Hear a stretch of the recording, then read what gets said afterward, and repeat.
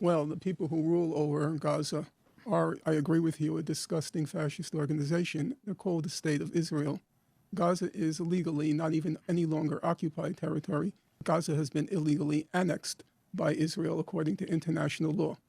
But we'll leave that aside and let's turn to the facts. Now, there seems to be an objection to my describing what's happening in Gaza as a concentration camp. Yes. And there seems to be an objection because I'm not giving enough agency to the people of Gaza.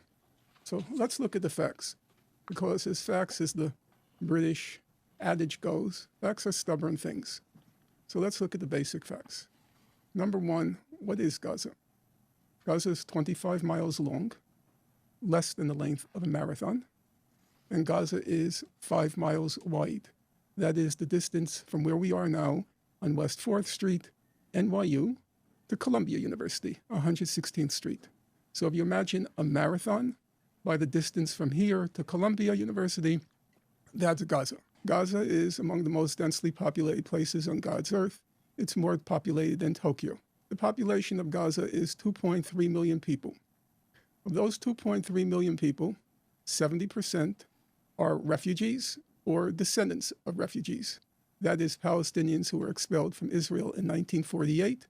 Approximately 290,000 ended up in Gaza.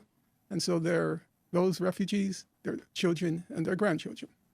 Gaza, a fact that should be of interest and concern to your listeners, Gaza is over half children. In the past 3 weeks, Israel has killed about 3,500 children in Gaza. That's more children have been killed in Gaza than all the war zones in the world combined for the years 2020, 2021, and 2022. So now let's get to the question of agency. Nothing can go into Gaza and nothing can leave Gaza without Israel's permission. No one can go into Gaza and no one can leave Gaza without Israel's permission. Israel controls the water, the surrounding water. Israel controls the airspace. 50% of the population is unemployed. 60% of the young people are unemployed. Half the population in Gaza is classified by international humanitarian organizations as suffering from, quote, extreme food insecurity. Now, people like to talk about Hamas. We talk about Hamas as this kind of, I guess it was called fascist organization. Hamas, the people who burst through the gates of Gaza, they were overwhelmingly about 20, 21, 22 years old. That means they were born into the concentration camp. They had never seen anything else.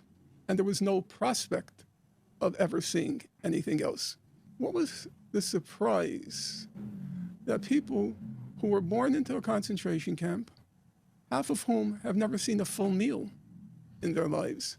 I'm saying that these young men should be consumed by rage and fury, not just at their own lives having been destroyed, but those periodic operations. In Operation Cast Lead, Israel killed 1,400 people, 350 of them children. Operation Protective Edge, Israel killed 2,200 people, 550 of them children. And then you can go through the house demolitions and so forth.